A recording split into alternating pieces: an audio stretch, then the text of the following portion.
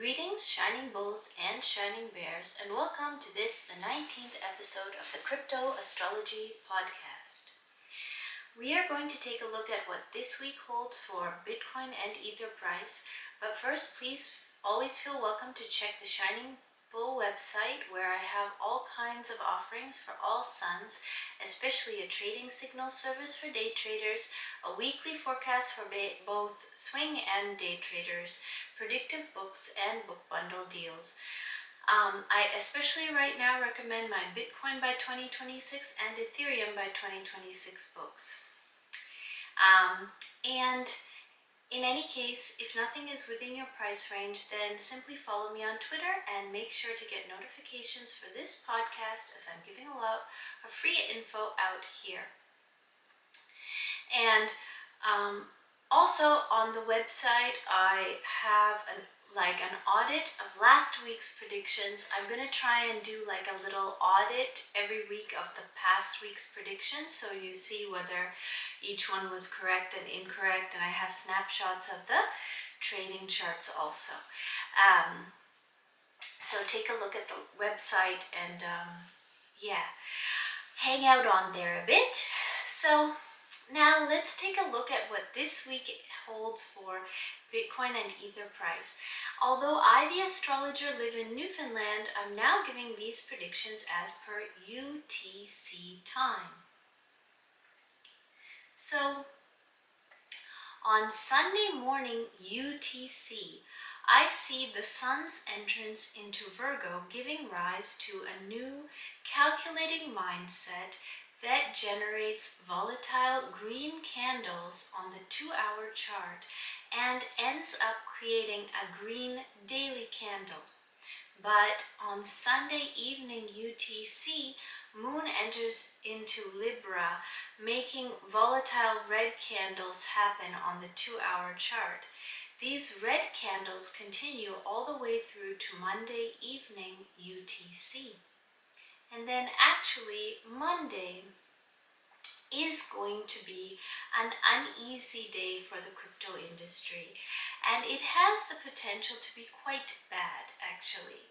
This is especially because of how transiting Mars is acting upon Chairman Gary Gensler's natal chart, he being the chairman of the U.S. Securities and Exchanges Commission.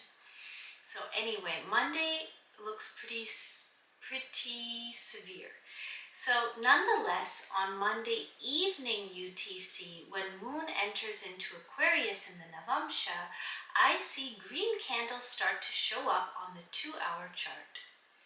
Then Tuesday, before dawn, Moon enters into opposition to retrograding Jupiter, and this creates continuous green candles, as I see it, on the 2-hour chart that can end up turning the daily candle green also.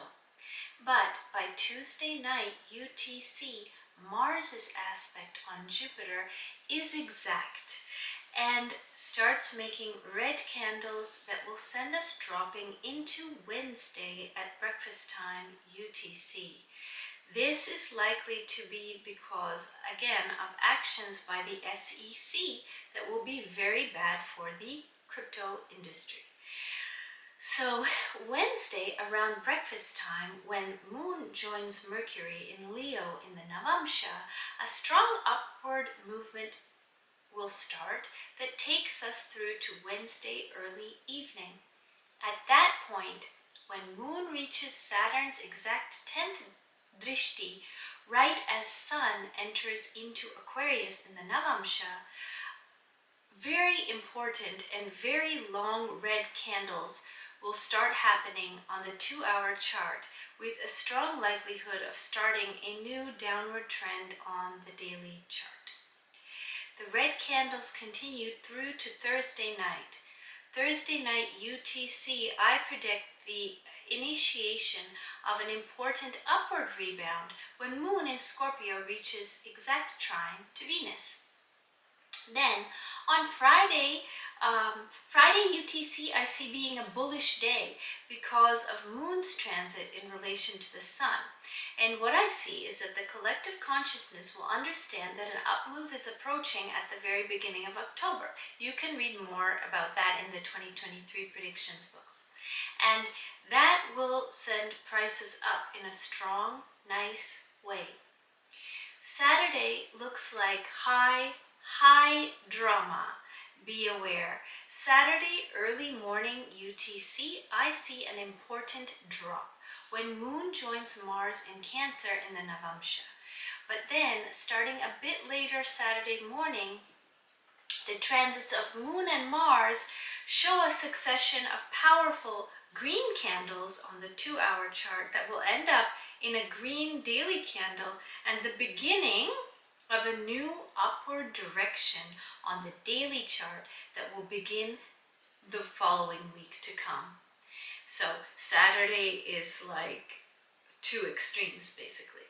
So that was the weekly forecast for the week ahead in Bitcoin and Ether price.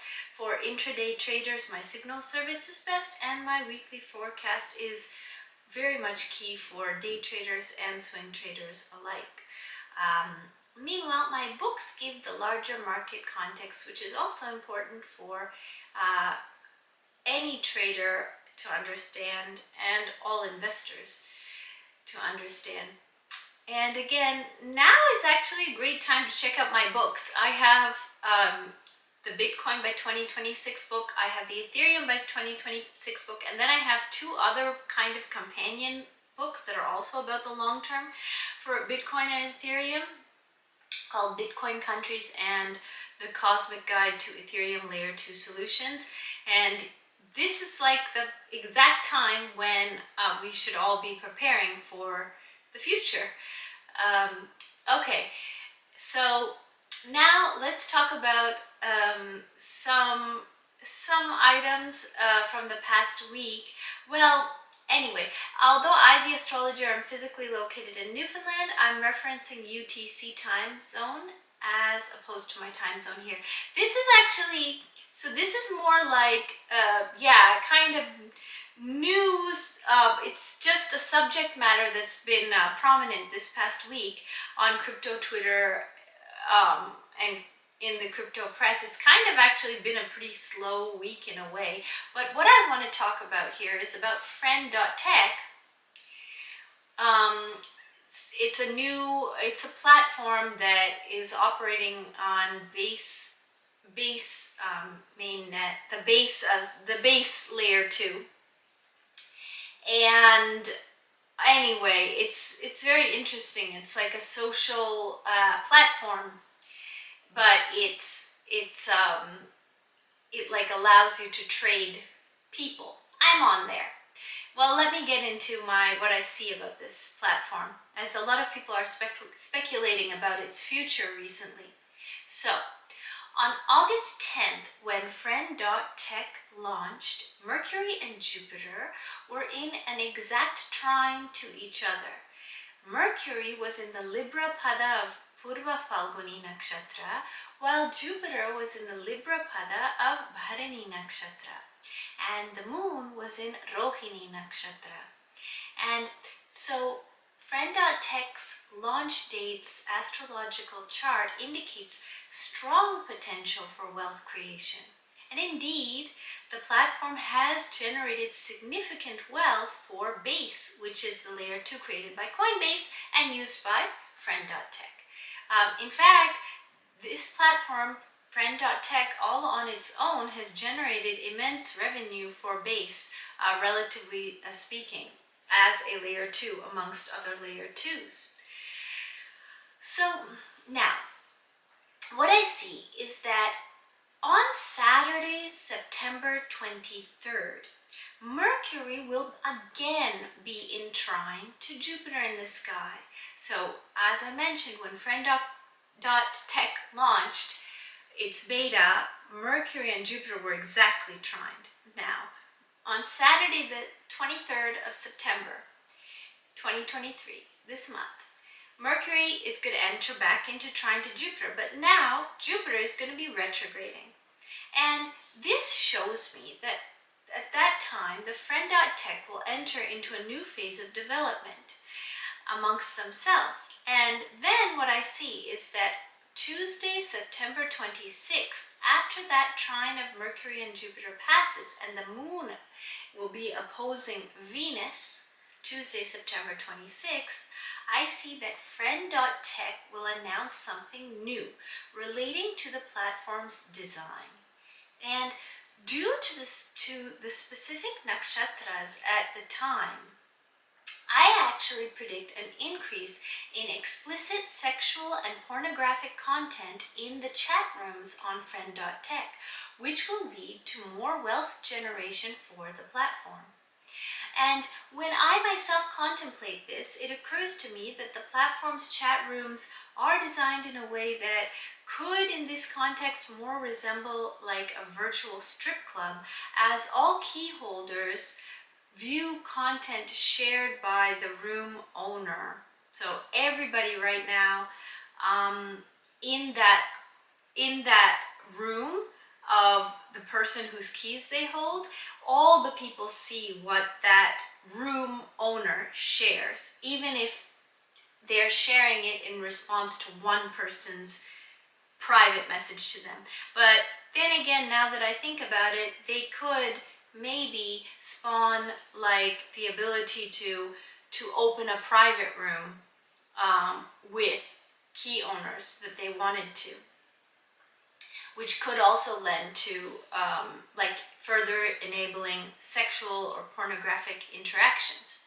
Now, if I were advising Friend.Tech as their astrologer, I would in fact suggest exploring ways to legally enable and encourage sexual content on their platform, of course in a way that is safe for their women creators who are creating in this context, or really any creator who's creating in that like sexual content, hypothetically speaking, because as an astrologer, what is very obvious to me is that would actually significantly increase revenue and adoption, again because of the nakshatras at play.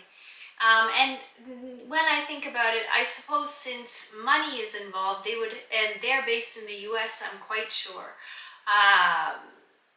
they would have to, I guess, figure out how, like, the legal aspect of that, right? Because, I mean, I'm not a lawyer, I don't know. I'm just saying, like, because in the US, like, obviously paying for, but it's not really sex. Anyway, long story short, if I was their astrologer, I would encourage them to go in that direction, safely, and, but definitely.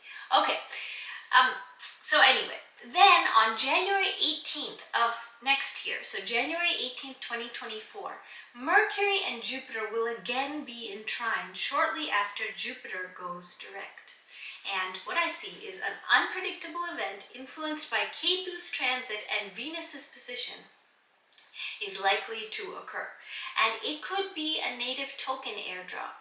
And this event has the potential to prove it's going to be crazy. The event will be very surprising, and but it has the potential to pave a prosperous long-term path for the platform starting in March of 2024. And again, it's going to be, so what happens on January 18th will be surprising and extreme in nature. So that's why one reason why I think it could be an airdrop. But anyway, so as an astrologer, I see there's something very enigmatic about the transits that have been enabling this platform, Friend.Tech, from its very beginning. And I see that if they make the right decisions now, they will build something that has lasting success, even if the interim things get a bit crazy. Because after all, I suppose that the early internet itself and crypto in its early form, which wasn't so long ago, I guess, were very much about pornography. But now, of course, they're about many, many more things other than pornography. So all of this is just what I see as an astrologer, and I just found it interesting to look at. So yeah, Yeah, I'll see you next week, and thank you.